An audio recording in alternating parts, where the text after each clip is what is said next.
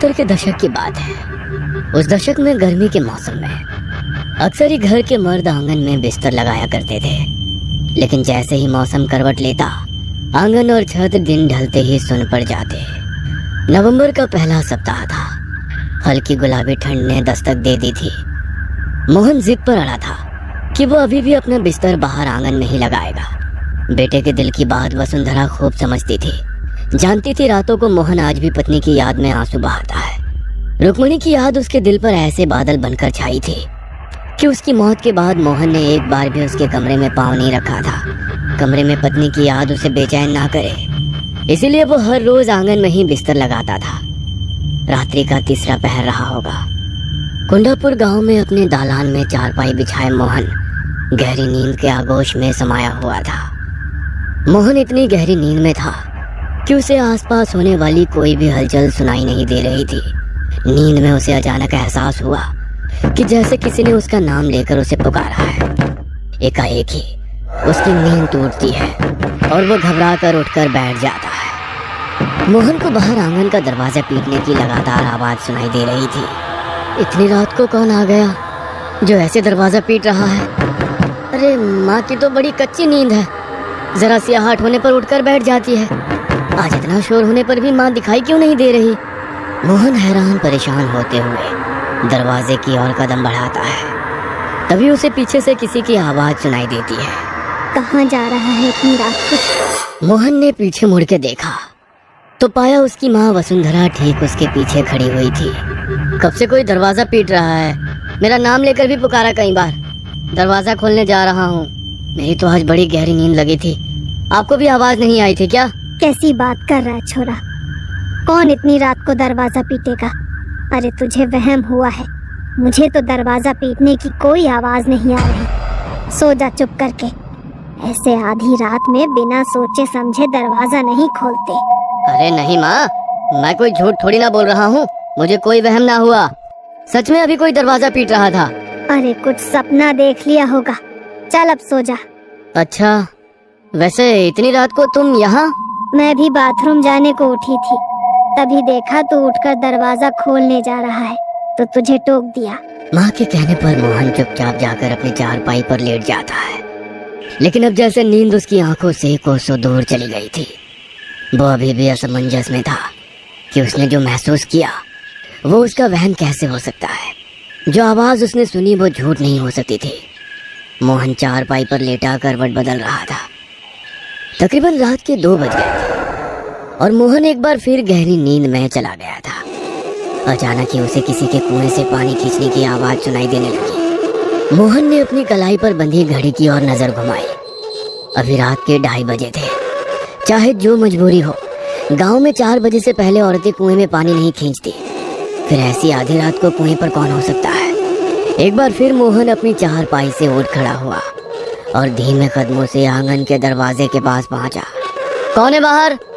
मोहन के इतना कहते ही कुएं से रस्सी खींचने की आवाज बंद हो जाती है और उसे किसी औरत के सिसकने की आवाज सुनाई देने लगती है। मुझे अंदर आने दो, बाहर खड़ा ना हुआ जा रहा। कब से आपका नाम पुकार रही हूँ, आप दरवाजा ही ना खोलते। 2 घड़ी बैठ लेने दो अपने पास। किसी औरत की करुणा से भरी आवाज सुनकर मोहन दरवाजा खोल देता है। देखता है कि सामने लाल घूंघट ओढ़े एक स्त्री खड़ी हुई है। मोहन उसे लाकर अपनी चारपाई पर बैठाता है। आप भी मुझे पहचानने में गलती कर गए जी। इतनी जल्दी भूल गए क्या मुझे? मैंने आपको कितना पुकारा लेकिन आप सुनते ही नहीं। रुक्मिणी, तू है क्या? घूंघट हटा, दिखा मुझे। ये तू ही है ना? मैं तेरी आवाज पहचानने में धोखा नहीं कर सकता। नहीं, ऐसे नहीं दिखा सकती आपको, थोड़ा इंतजार करना होगा। अच्छा एक बात बताओ, मेरी याद आती है या नहीं? तेरे बिना तो ये घर घर ही नहीं लगता रे। तू क्यों चली गई मुझे छोड़कर? मैं ना मानती। जो मुझे याद करते तो अकेले कैसे रह लेते? बोलो, साबित करोगे अपना प्रेम? हाँ हाँ बता, क्या करना होगा? अमावस्या की रात मैं आऊंगी तुम्हें लेने। अगर प्यार करते हो तो मेरे साथ चलना होगा। बोलो चलोगे ना? अभी मेरा जाने का समय हो गया है, मुझे चलना होगा। नहीं, मुझे छोड़कर मत जाओ, मैं तुम्हारे बिना नहीं रह सकता। मेरे पास बैठो ना कुछ देर। ठीक है, मैं वादा करती हूँ फिर तुमसे मिलने आऊंगी, बस किसी से कुछ कहना नहीं। जब से रुक्मणी ने मोहन से वादा किया था, मोहन हर रात जाग कर बिता रहा था, क्योंकि वो रुक्मणी से मिलने का मौका खोना नहीं चाहता था। तीसरी रात को तकरीबन 2 बजे फिर से उसके दरवाजे पर दस्तक होती है। मोहन समझ गया था कि वो रुक्मणी ही है, इसलिए वो लपक कर दरवाजा खोल देता है। रुक्मणी अंदर आती है और मोहन के साथ बैठकर बातें करने लगती है।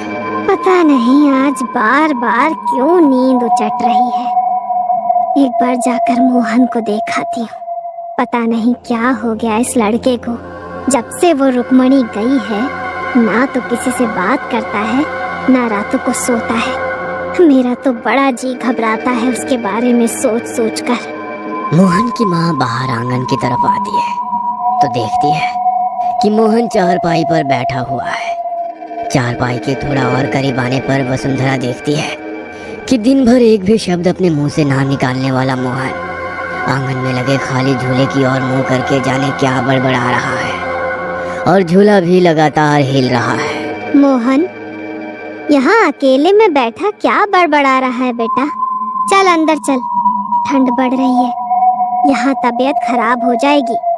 माँ, मैं अकेले नहीं था, वो रुक्मणी है ना यहाँ, उसके साथ बातें करते रात बड़े आराम से कट जाती है। क्या? रुक्मणी? कहाँ है रुक्मणी?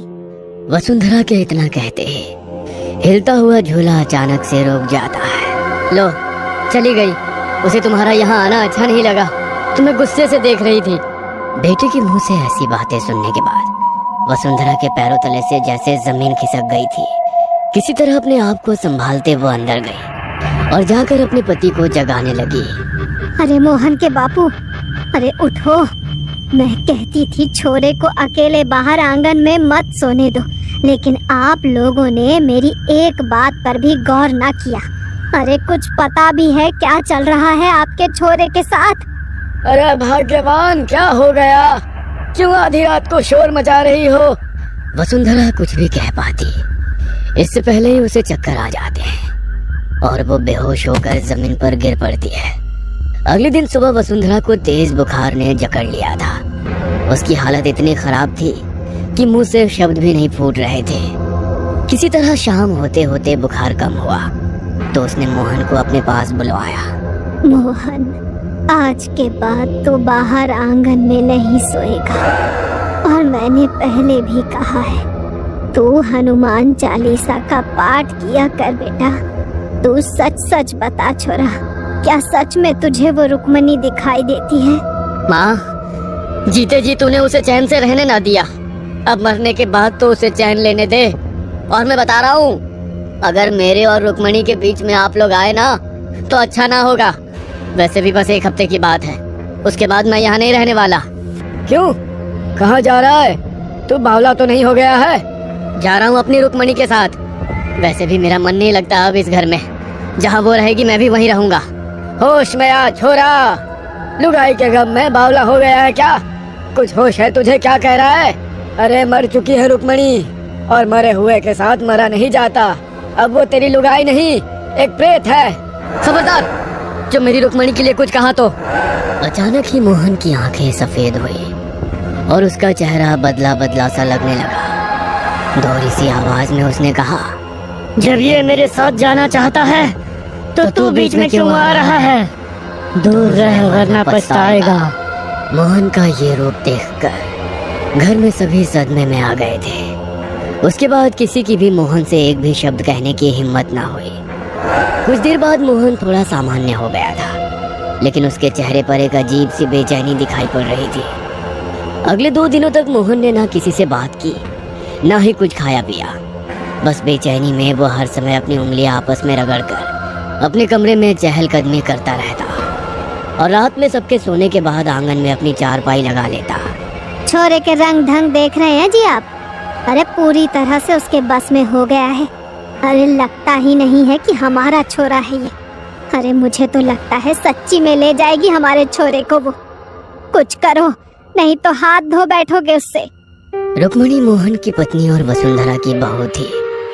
16 की उम्र में ब्याह कर वसुंधरा के घर आई थी। ससुराल में पति मोहन से प्यार तो मिला, लेकिन सास की नजरों में वो हमेशा खटकती रही। कारण था रुक्मणी का निसंतान होना। ब्याह को 13 बरस बीत गए थे, लेकिन अभी तक कोई खुशखबरी सुनाई नहीं पड़ी थी, जिसके कारण सास वसुंधरा बहू को खरी खोटी सुनाने में कोई कसर नहीं छोड़ती थी। रुक्मणी और मोहन की शादी की सालगिरह थी। रुक्मणी आज 16 श्रृंगार करके बिल्कुल दुल्हन की तरह तैयार हुई थी। मोहन और रुक्मणी अभी पूजा करने मंदिर जा ही रहे थे कि वसुंधरा ने एक बार फिर बहू को कोसना शुरू कर दिया।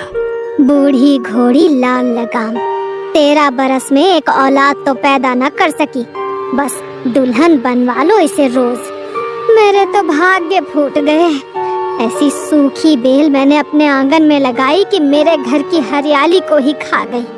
अरे ऐसी कौन सी खुशी दे दी तूने ब्याह करके जो तेरी सालगिरह मनाऊं मैं? दुल्हन बनी घूम रही है मनहूस कहीं की। अरे मैं तो कब से कह रही हूँ दूसरी शादी करके अपनी वंश बेला आगे बढ़ा ले, लेकिन ये छोरा तो जैसे लुगाई के बस में हो गया हो पूरा। मैं तो कहती हूँ मर भी जाती ना तो भी मेरा पीछा छूटता। दूसरी बहू लाती तो कम से कम बच्चों की किलकारी तो सुनने को मिलती। तेरे जीते जी तो ये छोरा मानेगा नहीं दूसरे ब्याह को। सास का कहा एक एक शब्द आज रुक्मणी के सीने को छलनी कर रहा था।